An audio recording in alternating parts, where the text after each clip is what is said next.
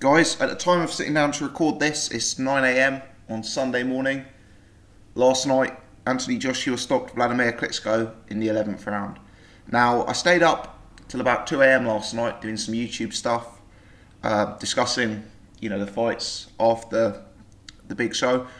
And I went to bed about 2 AM, pretty exhausted. And you know what? I've woken up at 6 AM this morning, only got 4 hours sleep, probably looking quite rough, but there you go. So much running through my mind, I couldn't sleep properly about this Joshua fight.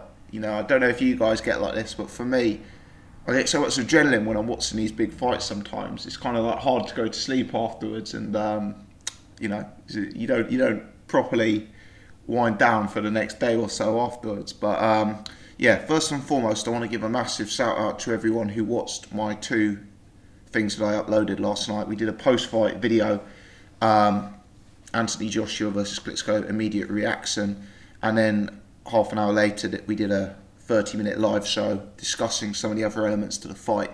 Both of those done very well in terms of views, so really want to give a massive thank you to everyone who tuned in, to everyone who shared that video on social media, hit the thumbs up, etc. Also had quite a number of new subscribers jump on overnight, so welcome, thank you for subscribing, and I hope you're here to stay. This is going to be a long, rambling video, so if you've got half an hour, 45 minutes spare, hit the pause button, make yourself a cup of tea. I've done it ahead of recording this. This video we're going to discuss a lot of different elements of this fight. I've written a little list in front of me,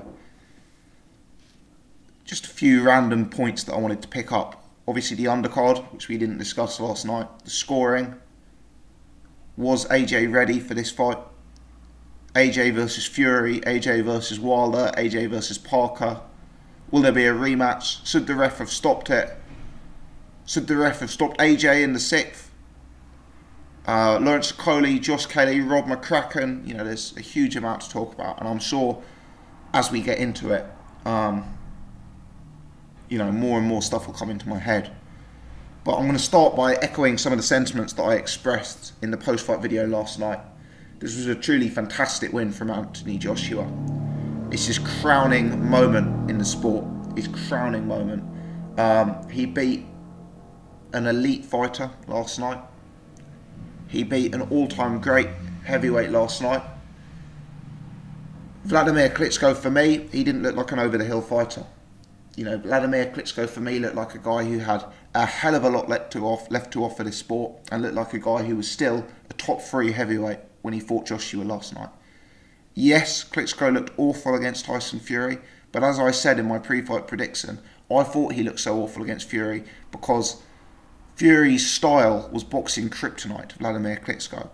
So I didn't necessarily believe that Vladimir Klitschko had just got old overnight before Tyson Fury. I still believed he was the same Vladimir Klitschko who knocked out Pulev and who went 12 rounds with Bryant Jennings. And I believe that's what we saw last night.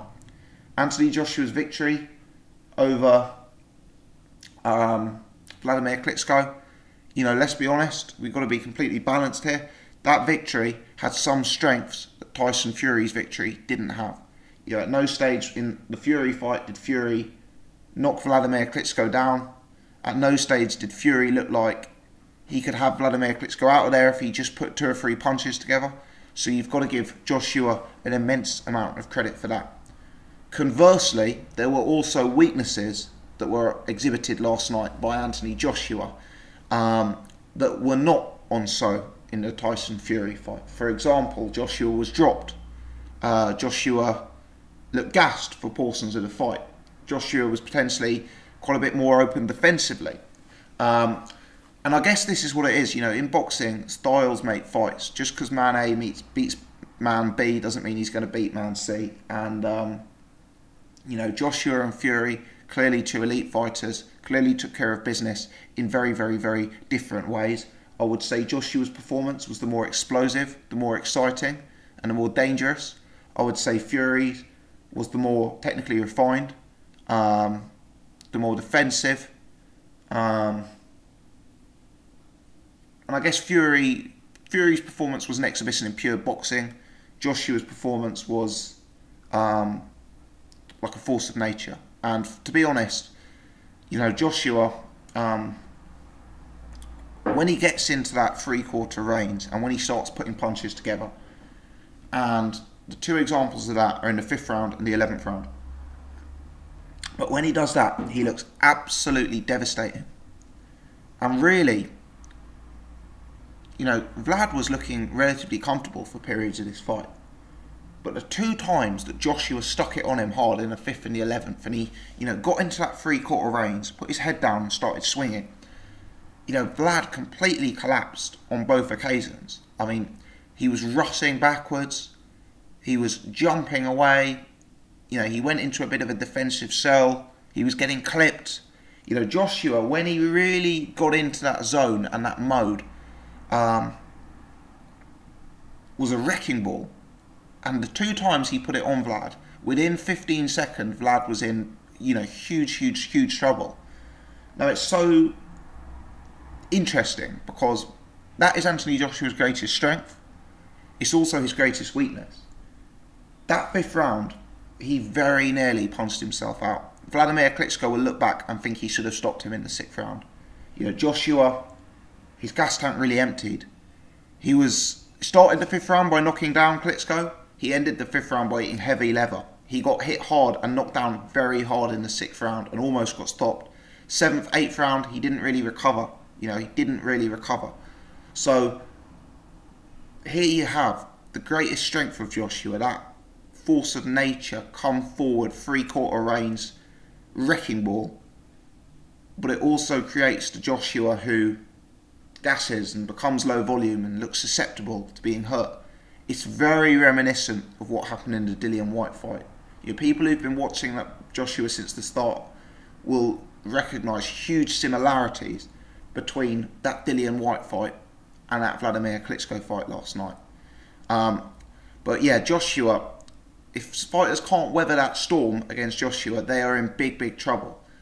The size of him was incredible. I mean, I know he weighed in 10 pounds heavier than Klitschko, but, you know, when you're talking guys who are 240 and 250 pounds, you wouldn't think that 10 pounds, which effectively at that point is what, 3 or 4% of your body weight, 4% of your body weight, you know, he looked a lot more than 4% bigger than Vladimir Klitschko. Klitschko looked... I had one of my mates around watching the fight with me, and he's a very casual boxing fan by his own admission. But he said Klitschko looked anorexic in there next to Anthony Joshua. And believe me, Klitschko is not an anorexic. You look at the size of that man if you ever meet him in person. He's a monster. But next to Joshua, he really looked very slender and very frail for me. You know, and that's, again, ties into this greatest strength, greatest weakness thing. It's that power, that bulk, that physique, you know, that really allowed Joshua to have Klitschko in so much trouble so quickly when he put punches together in the 5th and 11th round. But at the same time, it's probably that physique that made him gas. And I think that's something they've got to address. I really think it's something that they've got to address, because there will be a time in his career that he gets stopped because of that, I think. I mean, that Dillian Whyte fight, you know, Dillian Whyte claims he landed that punch on AJ and popped his shoulder out at the same time. Whether that's true or not, I don't know. Klitschko, he almost stopped AJ in the 6th round, but whether he was too hurt himself, whether he was too tired from, you know, the pace of the fight, I don't know. He couldn't quite pull the trigger. But there will be fighters out there who, if they get Joshua in that position in the 6th round last night, would just get him out of there. To be frank, and the referee made the right decision not to stop the fight, because Joshua proved that he was still in the fight and in fact was able to turn the tables and win it. So I'm not saying it should have been stopped. What I am saying is referees out there would have stopped that fight in the 6th round. Joshua just made the count. He looked on unsteady legs. If that was a British referee in there, imagine if that was Howard Foster in there. Do you honestly think that fight would have continued on past the 6th round? And there's fighters out there who would have got Joshua out in that 6th round. Someone like Deontay Wilder, I know he's wild when he tries to finish. I know he swings like windmills, but he wouldn't have let Joshua off. You know, in hindsight, Vladimir Klitschko failed to pull the trigger in that 6th round, and became low volume in the 7th and 8th round. You know, Wilder wouldn't be doing that. Wilder would be swinging like a maniac. Someone like a peak David Haye, who was an excellent finisher. People forget what an excellent finisher David Haye was. You know, look back to that Chisora fight. If he had Joshua in that sort of trouble that Joshua was in the 6th, Joshua would have been out of that. So what I'm getting at is, I think it's an issue that Joshua can't have to address. Because if Joshua continues to gas like that, like he did in the Dillian Whyte fight, like he did last night, mark my words, he will get stopped. I think they've got to do something about his physique. Joshua's physique is not a boxing physique. It's a bodybuilding physique. It's a weightlifting physique. That is not a physique for dancing and being light on your toes for 12 rounds. That is not a physique for pumping out a jab for 12 rounds. And I think it cost him. And it almost cost him very, very dearly. So I think they've really got to do something to try and lean him out and try and make his muscle more functional. I think it's imperative. Will that affect how much of a force of nature he is? You know, like when I'm talking about how he was able to put it on Vlad. I mean, potentially, if Joshua overnight became a slightly smaller, slightly less powerful individual, it could take away that instant ability to steamroll people and get them in all sorts of trouble. But I think it's something they have to do, because that fight last night could have gone a very, very different way. And I believe it would have gone a different way had it had a British referee. The fight shouldn't have been stopped. Do not misunderstand me. The referee did the right thing in there for me. But just, that was a risk. That was a big risk for their career. When we're talking about referee stoppages, a lot of messages I've received overnight. My Twitter is @BoxingGossip. A link to my Facebook profile is in the description section below. Had a lot of messages overnight saying the referee did a very, very poor stoppage on Vladimir Klitschko. I even saw post-fight comments from Klitschko in the press conference where he almost hinted he felt it was a poor stoppage. I even had one message saying it was one of the worst stoppages they've ever seen. Let me nail my colours to the mast on this one. I think it was a very fair stoppage. Vladimir was hurt very, very badly. He'd been knocked down multiple times. He'd eaten some hellacious punches. That uppercut that Vladimir Klitschko ate, you know, I think that would have killed most men. And he took that on the chin. You know, people say Vladimir Klitschko's got a bad chin. Nonsense. Nonsense. You know, you look at that last round. Look at some of the punches. And I said this in the pre-fight video. I said, I've just seen Vladimir go 12 with David Haye. I've seen him go 12 with Povetkin. And I haven't seen those guys hurt him. You know, Vladimir does not have a terrible chin. But anyway, I think it was a right stoppage. I think Vladimir was in all sorts of trouble. Joshua had him up against the ropes. Now, granted, Joshua was all over him and doing a lot, but actually doing quite a little towards the time of the actual stoppage. If you look at the last 2 or 3 seconds, Joshua was maybe throwing punches that Klitschko was riding and evading. But I would have stopped the fight. In fact, realistically, there was, I think it was actually the first knockdown in that 11th round. Vlad was very, very unsteady when he got up. And I may have even stopped it then, if I'm honest. You know, at that point, Vladimir was very badly hurt. You know, very, very unsteady. He'd been hurt in the 5th, and he'd come back into it. But in the 11th, that wasn't going to happen. Joshua was well on top. Joshua was scoring multiple knockdowns. Joshua had his 2nd win, and Vladimir was out of there for my money. So I have no problems with the stoppage, and this is coming from someone who picked Vladimir Klitschko and bet on Vladimir Klitschko. So, you know, I don't take issue with that. It was a truly fantastic fight. It had something for everyone. You know, a lot of people are saying that this was one of the best fights of Vladimir Klitschko's career. I think from an entertainment perspective, I certainly agree. You know, lots of people have always been very critical of Vladimir.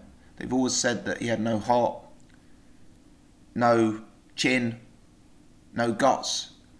He answered all of those questions in droves last night. Both men did. Joshua answered questions galore. I'm not saying that Anthony Joshua has a Vitaly Klitschko chin, or a David Tua chin, or an Evander Holyfield chin. I'm not saying he's got an elite chin. He was dropped hard in the sixth. He was hurt at times in this fight. But let me say this. Joshua's got a good chin. In fact, Joshua's got, for me, a very good chin. Some of the punches that he took in that fight were punches that would have knocked most heavyweights out. I've always maintained on this channel that in heavyweight boxing, anyone can get hit and get hurt. And a sign of a good chin is someone who gets hurt and is able to get back up again. I always said about Tyson Fury, I actually rated his chin because yes, we had seen him hurt in fights, but he'd rallied in those fights and come back and won the fight by knockout. Well, now Joshua has done the same. He's been hit and hurt badly in two fights. The Dillian Whyte fight and now the Vladimir Klitschko fight. And when he went down in the sixth, I was convinced the fight was over. I was convinced the fight was over. But he got back in the fight. He rallied. He ate some big punches. He ate some left hooks. He ate some right hands. He ate some real big punches. And he showed the heart of a lion, the heart of a champion. And he showed he's got real punch resistance. You know, I know there's all these sparring rumours that David Price wiped him out and Lawrence Okoli wiped him out. And I'm now hearing Daniel Dubois wiped him out and Joe Joyce wiped him out. You know, there's all of these sparring rumours. But let me tell you, I'm a lot more sceptical of those rumours now. Some of the punches he ate from Vladimir Klitschko last night in those small gloves would have knocked down a wall. So I give Joshua an immense amount of credit there. Defensively, he's not the most refined fighter. He's defensively open. And even though I'm saying that he's got a good chin, what he is not is massively instinctive under fire. You know, he is not someone who is riding shots, ducking under shots, throwing head movement, throwing upper body movement. Defensively, he's a bit stiff. He's not the most natural under fire. But he showed enough heart and enough chin to survive despite that last night. Yeah, Vladimir Klitschko, for me, I thought Vladimir Klitschko put in an excellent performance. I still thought that was the same Vladimir Klitschko who was in with Pulev and Jennings, you know, etc. The one negative I have about Vladimir Klitschko is he obviously went into this fight believing that Anthony Joshua was very susceptible to that left hook. He must have, I know because I saw it on the TV, that he was watching the Dillian Whyte fight a lot prior to this matchup.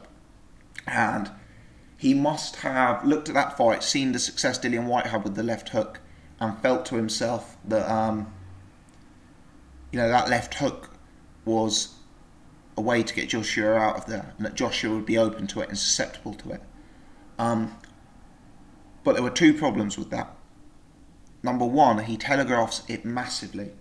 If you're looking at Vladimir Klitschko, when he's going to pump out a jab, you know, he's very much straight up, jab out. When he's looking for that left hook, he gets low, you know, and it's the only time he ever gets low. Vladimir Klitschko's not a bending, bobbing, weaving fighter, you know, he gets low. He kind of has a look, and he looks to jump in with it, you know, so he kind of gets low and sets himself to jump in, really like he's going to throw himself into it, like a haymaker. But it's very telegraphed. I mean, he gets low and looks for it 1 second before, and it's so easy for opposing fighters to stand out of range. You know, so he really telegraphed that for me, and he massively overused it. He overused it substantially, especially when he was going for the kill. And even though Joshua was hurt, even though he was completely gassed in that,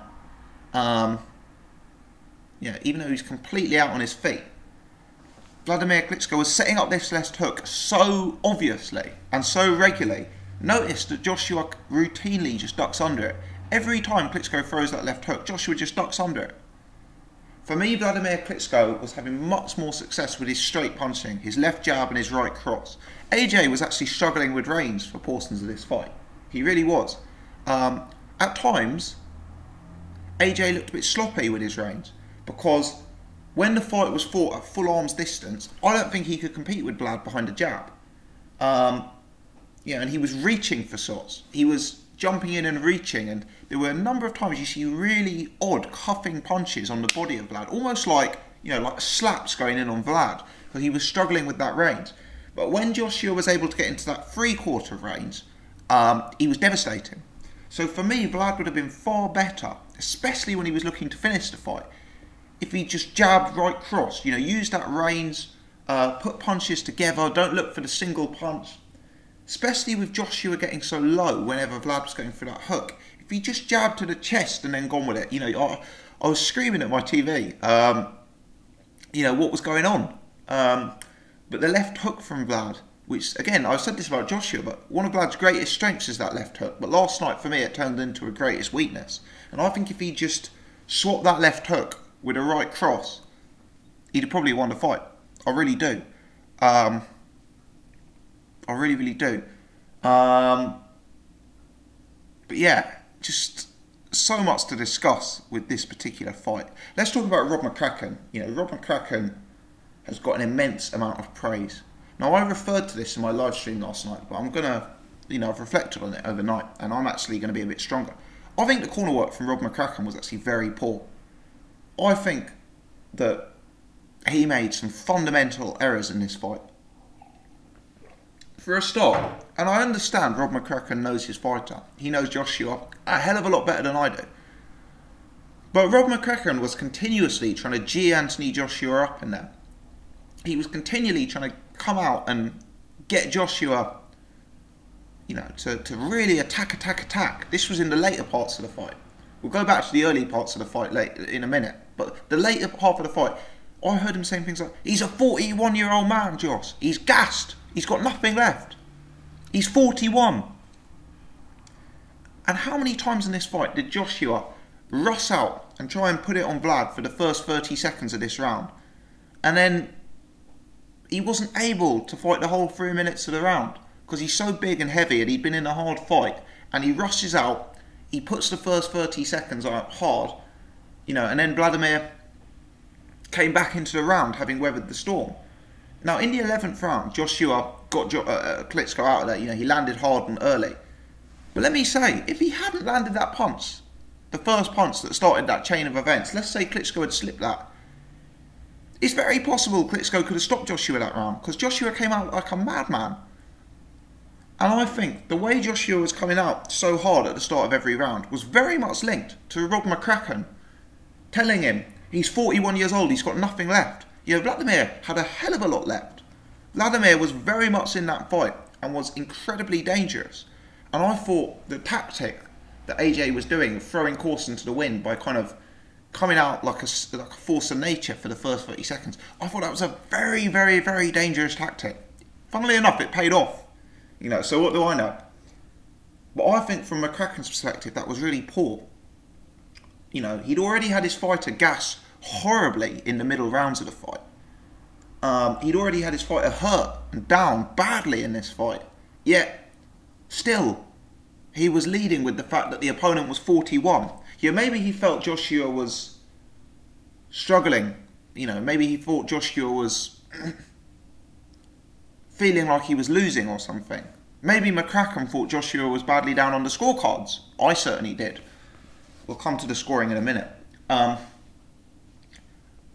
But I thought that was very, very dubious advice from Rob McCracken. I understand he was a good boxing motivator. I understand he motivated Joshua to go out there and, put punches together. But I thought it was a dangerous tactic. I thought it was a tactic that could let his man get gassed. And I thought it was a tactic that would let his man get open. Conversely, at the start of the fight, especially rounds like 4 and 5, I heard McCracken saying, jab, jab, jab. Everything off the jab, jab. I actually thought Joshua, one thing we learnt from Joshua last night is he does not have a jab like Vladimir Klitschko. Klitschko was the far more effective jabber in there. And I actually felt McCracken should have realised early on that if these two guys just glided around the outside and threw a jab, it would have been an easy win for Vladimir Klitschko, because Klitschko was much lighter on his feet than AJ. Klitschko was throwing a lot better footwork. Klitschko was a lot more evasive. Klitschko was finding a home for his jab a lot more regularly than AJ. And I thought that was obvious for all to see. You know, Joshua had certain strengths that Klitschko didn't have. But Klitschko had a lot of strengths that Joshua didn't have. And I thought McCracken's advice of jabbing early was kind of a surefire way to mean Joshua would go behind in the fight. And I thought his screaming about how old Vlad was and how out on his feet Vlad was actually inaccurate. And you know, I didn't think it was very good tactics from start to finish, actually. It got the job done. So, you know, no damage done. And because it got the job done, McCracken will take credit. But realistically, I don't think it was the best way of taking care of business. You know, I'm not a trainer. I don't know Anthony Joshua. I haven't been in camp with Anthony Joshua. But for me, it seemed obvious that Joshua was at his most deadly in that three-quarter range. That he was losing portions of the fight when he was having to box behind a jab from range. And it seemed to me that Joshua was in danger of gassing. So my advice would have been more about conserving energy, standing in that three-quarter range, looking to draw a lead, and then looking to counter from that three-quarter range, and then trying to work on the inside. That would have been my advice, or certainly work in the mid-range, if not the inside. Fighting behind a jab didn't work. Throwing caution to the wind and going berserk for the first 30 seconds, that did work. But we also saw it blow up massively in the 5th and 6th rounds, in a moment that really could have been the end for Anthony Joshua last night. The scoring. Wow. I did a live stream last night. Had over 300 subscribers on it. So, hardcore boxing people. On that live stream, I asked the chat how people were scoring it after 10 rounds. And you guys should know, I'm sure most of you know this already, but for the few who aren't aware of this, when I'm talking about the scorecards, judges only score completed rounds. So we only have scorecards at the completion of the 10th round. From a scoring perspective, the scoring is an irrelevance of the 11th round because it wasn't completed. Joshua won by knockout. So when I'm talking about the scoring, I'm talking purely rounds 1 to 10, and I'm talking prior to the knockdowns in the 11th. Now, I've had a few people saying, why are you talking about the scoring? The scoring's irrelevant. Joshua won. From one perspective, I agree. If you're talking about whether Anthony Joshua deserves credit or not, 100% the scoring is irrelevant. Joshua won the fight, he won the fight by knockout. But this isn't a conversation about Joshua here, this is a conversation about boxing. And yes, Joshua deserved to win, yes, he deserved all the credit in the world. I like to think I've tried to give him that in my post-fight coverage. But this scoring is an issue with British boxing, not with Anthony Joshua. This is the same issue that we saw with Burns Relic, Burns Belchan. It's the same issue that we saw with Gavin McDonald-Solis, with Jamie McDonald-Solis, with Gavin McDonald Ray Vargas, with Terry Flanagan, Petr Petrov, with Martin Murray, Gabe Rosado last week. You know, this is a cancer in British boxing, in my opinion. This is something that will lead to fighters not wanting to travel to the UK. You know, Germany's had a reputation for years. I don't know, I saw Tyson Fury go over to Germany and get a first shake in terms of the scoring. But the scoring in Britain is preposterous. And last night, in terms of the actual fight, the scoring was irrelevant because Joshua won by knockout. But in terms of the damage that it does to the reputation of British boxing, you know, the idea that Joshua was up by 3 rounds after 10 on one of the judges' scorecards is actually embarrassing. You know, embarrassing. I scored the second round of this fight to Vladimir Klitschko. I had it 3-1 to Anthony Joshua after 4 rounds. I had Joshua winning the first, the third and the fourth. I'm ad-libbing this a bit, so it's not impossible I'll get a round mixed up here because I haven't taken notes. But I think I gave 1 to Joshua, 2 to Vlad, 3 and 4 to Joshua. The 5th is a 10-8 round if I recall correctly. So at the 5th, Joshua is nicely up in this fight. Nicely up. He's 4-1 up with a knockdown. So he's effectively 4-0 up, you could say. Klitschko gets a 10-8 round. So that brings it 2 rounds closer. You could say that effectively makes Joshua 2 up at that stage. For me, the 7th, 8th, 9th are Klitschko rounds. Joshua did very little in those rounds other than survive. He was very low volume, very tentative. Klitschko, for me, takes a lead in the fight, in the 9th. You know, takes a lead. The 10th round, I cannot honestly recollect how I scored that. I cannot honestly recollect. I assume I had Klitschko winning it, but I'll have to re-watch it before confirming. Because I think I remember thinking I had Klitschko 2 points up. But let's say we give Joshua that 10th round. The fight is even on the cards, etc. How 2 of the 3 judges had Joshua up, one of them by 2 rounds and one of them by 3 rounds, is, for me, bizarre. Because the 6th round, factually, was a 10-8 round for Vladimir Klitschko. You know, he was well on top and scored a heavy knockdown in that round. I don't think there's any argument you can give Joshua the 7th. I don't think there's any argument you can give Joshua the 8th. You know, Joshua was really, Joshua was really, at that point, offering very little in the fight. You know, he hadn't got his second wind at that point. Now, the Sky commentary team gave the first round even. I actually edged it to Joshua. You know, but even Sky gave that as an even round. So that's a round that could have gone either way. I thought Klitschko definitely deserved to win the second round. So how do you find 3 rounds? A 3-round lead to Anthony Joshua after 10? Do you know, of the 300 people that I had on my live chat, now a few of them did have Joshua up. So this is obviously contentious, but none of them had Joshua up by 3. You know, some of them said even, some of them said Joshua by a point, Joshua by a whisker.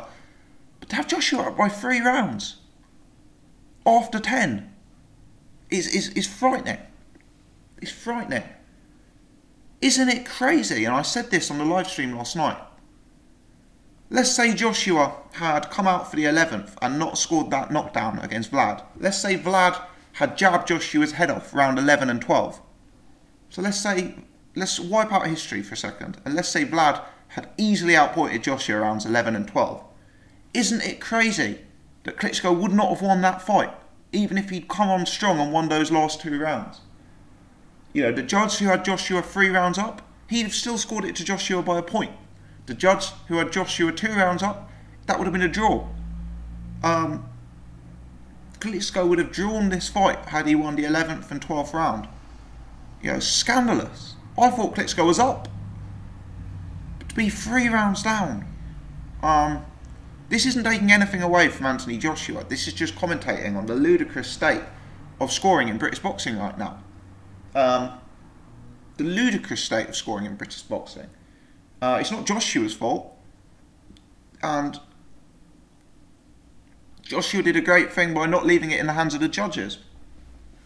But yeah, maybe this scoring won't go down. Maybe this scoring won't be memorised because people don't think about scoring when someone gets knocked out. But this is just another example of how bad scoring is in British boxing right now. Last night was a great fight. You know, we've had some amazing Fight of the Year contenders already this year. This one is in the mix. Jermaine Smile versus Darryl Williams. Boy Jones Jr. versus Craig Poxton. I appreciate there'll be people watching this video who've never even heard of Darrell Williams and never heard of Boy Jones Jr. But we've had some superb fights this year, and this one was a superb fight on the grandest scale of all. What's interesting is there does appear to be a rematch clause. Eddie Hearn seems, whenever he's asked about the rematch, he's saying, sure, we'll take that 100%. But he doesn't comment any further. If I was managing Anthony Joshua, personally, I wouldn't be keen for the rematch.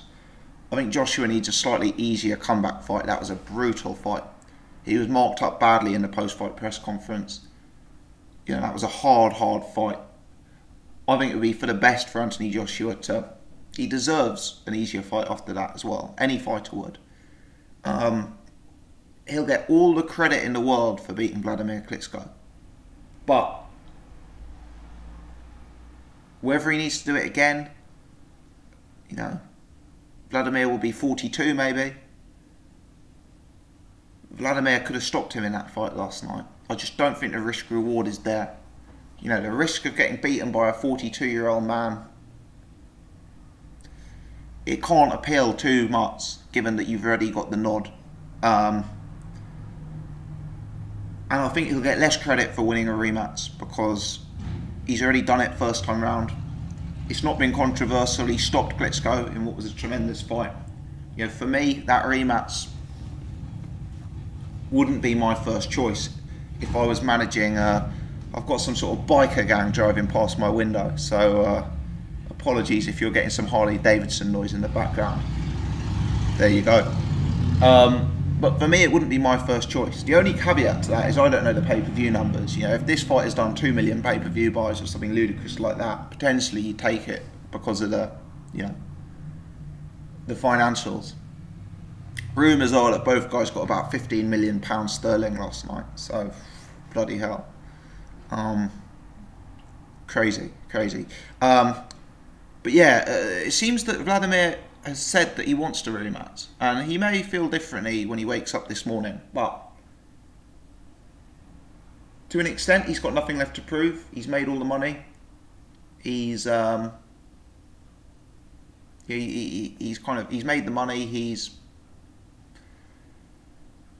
proven everything for me, Vladimir Klitschko. But he's one of life's winners, and he's going to look back at that footage and he's going to be convinced that he could have stopped Joshua in the 6th, and he's going to be kicking himself. And maybe that will be the thing that drives him on for a rematch more than anything else. Maybe this obsession that he's referred to, maybe he's going to be more obsessed than ever when he realises that he could so easily have won that fight by stoppage last night. So I think the rematch is a definite possibility. It's a fight that I'd look forward to. It's a fight that I would still deem competitive. You'd have to make Anthony Joshua a big favourite. Klitschko, whilst I maintained that he was still elite last night, he is 41. There will be a gap before the rematch. That was a very tough fight. Klitschko was cut. There'll need to be a gap. And at this point, no matter if you're Vladimir Klitschko, no matter if you're Floyd Mayweather, no matter if you're Bernard Hopkins, another 6 months out of the ring, another brutal training camp, at some point Vladimir Klitschko is going to get old. I don't think he's old overnight yet, but it's only a matter of time. So, you know, I think Joshua goes into that favourite. I still view it as a competitive fight, and it's a fight that it sounds like may well happen. And this is going to create a fascinating situation, a subplot with the governing bodies. So as I understand it, the IBF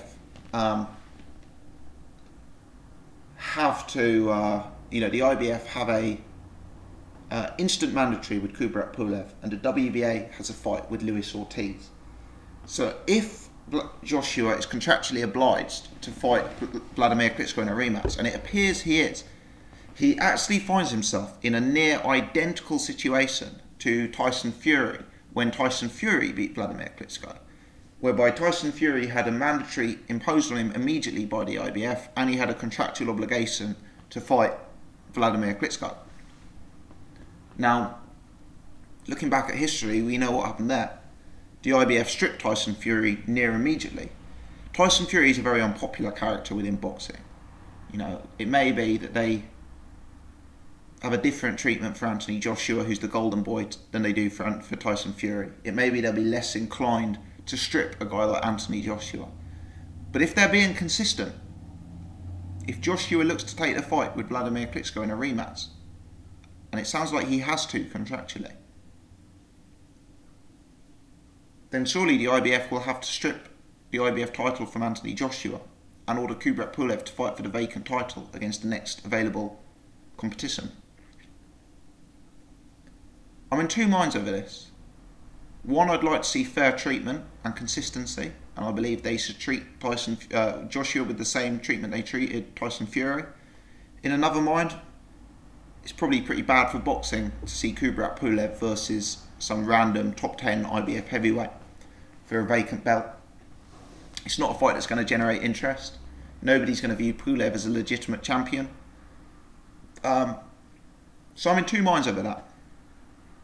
Let's not forget, Joshua also has obligations with the WBA against Luis Ortiz. And that's not a fight that they're going to be begging for. Ortiz is high risk, low profile, low money. But it's interesting because if Joshua takes the rematch with Klitschko, it's not totally out of the question that he could be stripped by both belts. I noticed he had the IBO belt. Maybe they could do it for the IBO.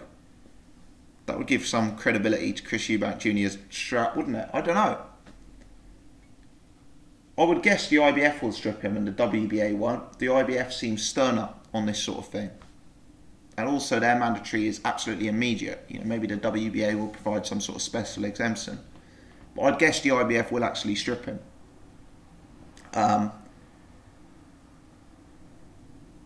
You know, of course this all goes out the window if Vladimir does decide to retire. Because if he does decide to retire, you know, then Joshua maybe will take the Pulev fight. Because, as I say, maybe it'll be beneficial and in his interest to step slightly down in levels and have a slightly easier fight to come back with and then go again against the big names. Joshua called out Fury after the fight last night, and that's a fight I'd love to see. For me, that's probably the biggest fight in world boxing. But let's be honest, Fury's quite a long way off being able to fight. I did a video yesterday saying he looked pretty epic on the pads, but putting that aside, the guy's still 6-7 stone, 100 pounds in American money overweight.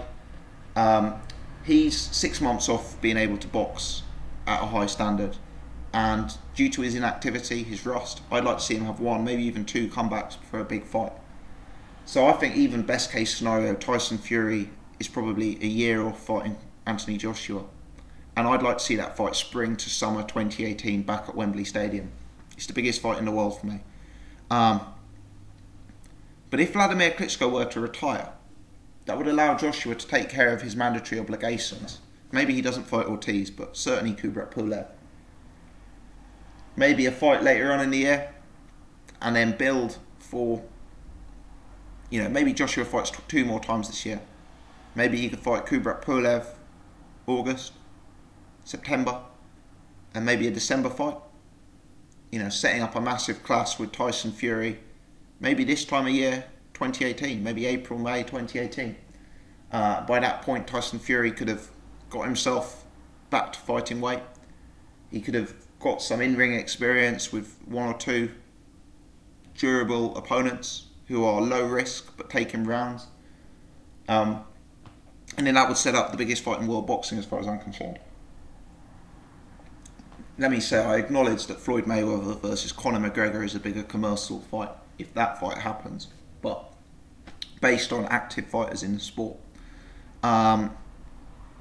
People are asking me in droves who wins, Wilder Joshua, Parker Joshua, Fury Joshua. At this point, I make Anthony Joshua a favourite against all 3 of those opponents. And I'll talk through them one by one. Let's start with Joseph Parker. Parker is very live against Anthony Joshua. He's got fast hands, he's got good power. And he's another one who I believe would have very much stopped Anthony Joshua if he'd have been in ring with Joshua in the 6th round. But Parker's too defensively open for me. Joshua's defensively open, but he's got a big size advantage over Parker. And some of the punches that I've seen Parker eating against lower level of opposition than Joshua, I don't think you can eat those punches from Joshua. I really don't. Notice how quickly Vladimir Klitschko was out on his feet when Joshua started putting punches together. I believe Joshua would have the same chance to win those fights, to land those punches against a guy like Joseph Parker if the two ever fought, because Parker is defensively average. Parker is a live underdog in the fight. I make it a 75-25 fight in Joshua's favour. Parker's got lots of attributes. He's got a chance to win. But I make Joshua favourite. Similarly with Deontay Wilder. I think the similarities between Joshua and Wilder are ever increasing. Huge amount of similarities there. Wilder, he's another guy who I think would have stopped Anthony Joshua in that 6th round. He'd have done so by windmilling wildly and risk getting knocked out himself. But one thing I can say is if Wilder had been in that ring, that fight wouldn't have gone beyond 6 rounds, regardless of which one of them it was who got stopped. Similarly to Parker, Wilder's defensively open. And whilst Joshua has his defensive frailties, I actually think he's a more accomplished technician than Wilder. I think he's a lot more refined. I think his timing's a lot better. And I think he'd find gaps in Wilder's game. I don't think Wilder would be able to live with Joshua's power. I really don't. What Wilder has over Joseph Parker, however, is size. He has the ability to fight long against Joshua. I actually think Wilder may even have a superior jab to both Parker and Joshua, certainly in terms of the way he utilises it. I've seen Wilder fight very disciplined fights behind the jab, actually, where he's used it to great effect. And I think that size that he would bring to the ring would cause more problems for Joshua than Parker. He's also a very big puncher, which we all know about. I make Joshua a 70-30 favourite in that fight, potentially 65-35, that sort of region. I think Joshua's timing is too good, and I think that he would find the defensive holes. I think the defensive frailties in Wilder and Parker are probably easier to find than the defensive frailties in Joshua, even though I do think those defensive frailties are there. Tyson Fury, the fight that everyone wants a verdict on. Right now, I pick Joshua as a favourite in that fight. And that's as much about Tyson Fury as I do for Joshua. You know, Joshua's a very athletic guy. Joshua's a guy who lives the Spartan lifestyle. He goes to the gym every day. He keeps himself in fantastic shape. Tyson Fury's a guy who's 100 pounds overweight, who's out in Marbella, unable to complete a training run. Tyson Fury's a guy with severe health problems, mental, potentially physical. Tyson Fury's a guy who has admitted to drug addiction, who has suggested he has near alcoholic levels of drink problem. Tyson Fury's a guy who has abused his body more than most. He's been painfully inactive. Even prior to that Klitschko fight, he was inactive. I believe all of that lifestyle will catch up with Fury. And I imagine the damage he's done to his body and to his career during his period out of the ring will be career damaging. Fury's a supreme talent. He's a freak of nature, some of the talent Fury has. I believe he's a more talented man than Anthony Joshua. Especially more naturally talented. But talent can only get you 99% of the way. And we're talking here about two highly talented individuals. One of whom, for me, the mega talent Tyson Fury, who doesn't take things seriously. And one of whom, Anthony Joshua, who kills himself in the gym. And, you know, I'm not sure Tyson Fury will ever be the same guy who beat Vladimir Klitschko. I don't know if we'll ever see a performance like that again from Fury. So at the minute, I make Joshua a 60-40 favourite in that fight. Largely based on the doubts I have surrounding Tyson Fury. What I would say is, if Tyson Fury came back at 18 or 19 stone, if Tyson Fury fought one or two top 10, top 15 level fighters, and showed that the reactions were still there, showed that the footwork was still there, so that the timing and hand speed was still there, at that level in a competitive fight, then I'd make Fury a favourite. But right now, I'm not sure we're going to see Fury back to his best, which is very disappointing. The Tyson Fury who fought Vladimir Klitschko, if that Tyson Fury fought Anthony Joshua, I'd make him a 70-30 favourite over Joshua. But I think it's doubtful we'll see that Tyson Fury again. I don't think Joshua would be able to find Tyson Fury. Look at the problems the size and the movement of Klitschko gave Joshua for large periods of the fight last night. Imagine a man who's 2 or 3 inches taller, who moves substantially better, who's a far more natural leaner and weaver and rider of shots than Vladimir Klitschko. Imagine a guy who, just as you thought you were starting to get the measure of him, moved from orthodox to southpaw. You know, for me, Fury, one of the awkwardest, elite defensive fighters you'll see in the heavyweight division. A guy with every string to his bow at his best. A guy who, for me, is the definition of an all-round fighter. He doesn't carry Joshua power. For me, because of that, a lot of the casual fans haven't taken to him. They find him boring. But from a technical perspective, I believe watching Tyson Fury at his best is watching poetry in motion. And I believe that whilst he didn't have the power of Vladimir Klitschko, he would be able to enjoy every bit of success Klitschko enjoyed last night and more. And I think that Joshua wouldn't be able to charge in on Tyson Fury the same way that he was able to against Vladimir Klitschko. If that Fury shows up, I make him a 70-30 favourite, maybe even 75-25 over Anthony Joshua. Styles make fights, but Vladimir Klitschko, he'll feel he should have won against Joshua. Tyson Fury took him to score. Just because Fury had that same success against Vladimir doesn't mean he'd enjoy it against Joshua. Joshua's not the sort of guy who is going to become as low volume and as tentative as Vladimir Klitschko did in that Fury fight. Joshua is a guy who would be throwing caution to the wind and putting bombs together. Now, I believe that would increase his chance of getting counterpunched and getting caught.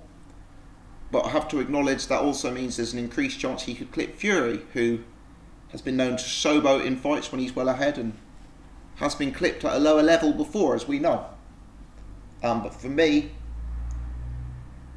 that fight is a highly intriguing fight. And the biggest question was, what about Tyson Fury? What about his well-being and whereabouts? Just before I go, I'll talk briefly on the undercard. Terrible undercard. But I'm not going to complain because the main event was worth the 20 quid. I'm going to say that I was very angry and frustrated last night that Lawrence Okoli didn't get on. I thought it was appalling time management. My understanding is the Josh Kelly fight was pulled. I heard rumours, and this is really not confirmed, but I heard rumours that Adam Booth and the Josh Kelly camp didn't like being afloat. They wanted a set time slot. So they decided to withdraw from fighting on the bill. Now, I presume that isn't true, because that would be ludicrous if it was the case. Especially fighting against a journeyman level opponent. It wasn't like it was a competitive fight that Kelly had any chance of losing. I don't know, maybe Kelly got injured late doors or woke up sick or something like that. I don't know. But that fight wasn't on the bill, which was disappointing. And the fact that that fight wasn't on the bill and they still didn't get Lawrence Okolie on must be devastating. I saw Okolie put out a tweet last night saying he felt sick. And I've got every sympathy for him. His debut wasn't televised because of time management. And now his Wembley fight was cancelled. Heart goes out to Lawrence Okolie. I sat there last night watching this pay-per-view, and I started the pay-per-view at 6. When did Joe Cordina get out to the ring? When did that Joe Cordina fight actually start? 6:25? Half 6? 6:20? They spent 20 minutes at the start just gassing. I understand there's got to be an element of punditry and build-up. But at 6 o'clock they could have kept that to 5 or 10 minutes and they could have put Okolie on. How many of these fights ended in stoppage last night? The Joe Cordina fight ended in stoppage. The Katie Taylor fight ended in stoppage. The Luke Campbell fight ended in stoppage. It's not like all these fights were 12-round wars. Joe Cordina won in a single round. All these fights ended in stoppage. Yet they still didn't have time to get Okolie out. Even though they were just gassing for 20 minutes at the start, before the first fight. Okolie's got every reason to feel highly aggrieved. And I think Eddie Hearn needs to give him some serious love, because that's going to be one pissed off man after his debut wasn't televised and now that he didn't get his Wembley night. He is not going to be a happy guy. Especially if he re-watches the pay-per-view and sees that they just spent 20 minutes with Johnny Nelson jabbering away, and who else was on? Johnny Nelson and forget now. Tony Bellew. Tony Bellew was good value, to be fair. But anyway, you get my point. I was upset for Lawrence Okolie last night. The rest of the undercard, Joe Cordina won in a round. Didn't take much from that. He's obviously a highly classed amateur Olympian.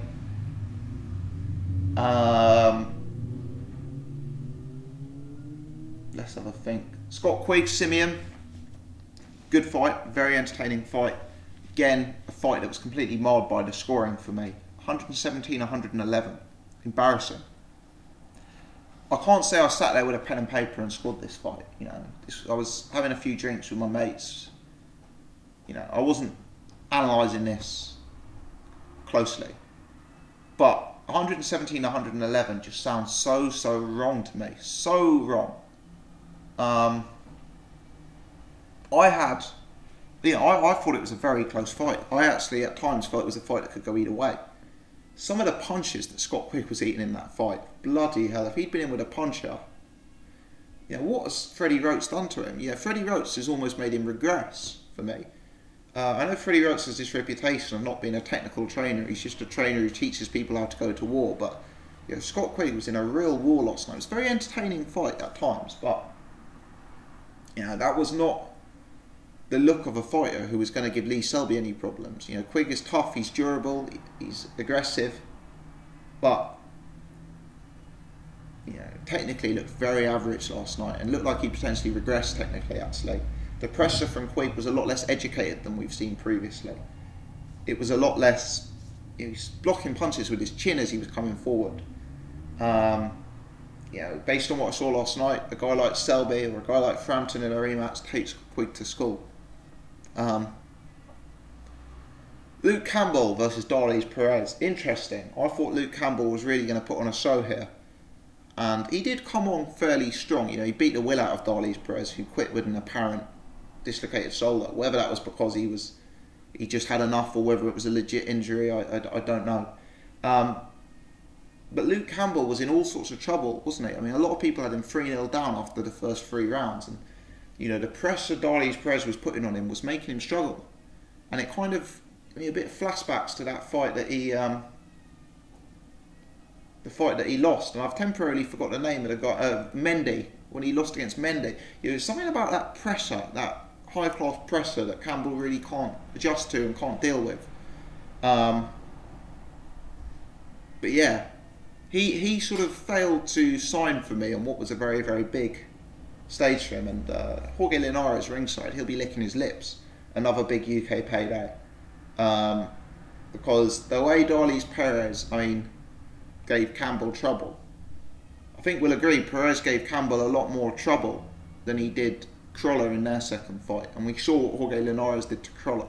Now obviously styles make fights. You know, Linares, Campbell may match up better than, you know, Linares Crawler. But I'm a big Luke Campbell fan. I've always rated him. But for me, he's one of these guys who's looking very, very good against fringe level. And then when he's stepping up to that, I don't even think Darley's Perez is elite, but, you know, to that borderline top 10, top 15 level, the frailties come out, and they come out quickly. But fair play to him. I think he has improved under Jorge Rubio. He started improving. He improved into the fight. You know, he was becoming increasingly dominant in the 7th and 8th, and he was able to force the stoppage. So I give Campbell credit. But yeah, all in all, the undercard was forgettable. I feel for Coley, and I think realistically, the fight was all about Joshua Klitschko, which we've discussed in enough detail already in this video. I'm going to stop rambling because I've got stuff to do on a Sunday. And my throat is killing me, having just ranted for an hour at you guys. But we've gone for an hour. Let's do a little experiment. Let's see who's sat through the whole hour and what's this. You know, I'm always interested to see if people stick with this sort of thing for an hour. So if you have stuck with us for an hour, I'll tell you what, Lennox Lewis was there last night. Drop me a comment relating to Lennox Lewis in the description box below. I'll give the funniest one or the best one a shout out on the podcast. So leave your comments in the section below. Leave your comments on any of the points I've raised. The stoppage being early, the Rob McCracken situation, the Okoli situation, the Josh Kelly situation, the rematch, Fury, Wilder, Parker, you know, the scoring, etc. Leave your comments in the section below. If you've enjoyed the video, please like, please hit the thumbs up, and if you're new to the channel, do take the time to subscribe. One last thing I'll say is Joshua gets huge credit from me. He was very raw still last night. Eddie Hearn said in a post-fight interview that Joshua wasn't ready for this fight, but he took it anyway, and he just about proved good enough to win. And to an extent, I think that's a fair comment. You know, big credit to Joshua. Very raw, very green, still a novice, and beating an elite fighter like Klitschko. Yeah, exciting times ahead for world boxing. Anyway, guys, hit the like button, the thumbs up. Please hit subscribe. Please leave your comments below. Follow me on Twitter @BoxingGossip. You can add me on Facebook if you'd like. The link's in the description below. Cheers for the support.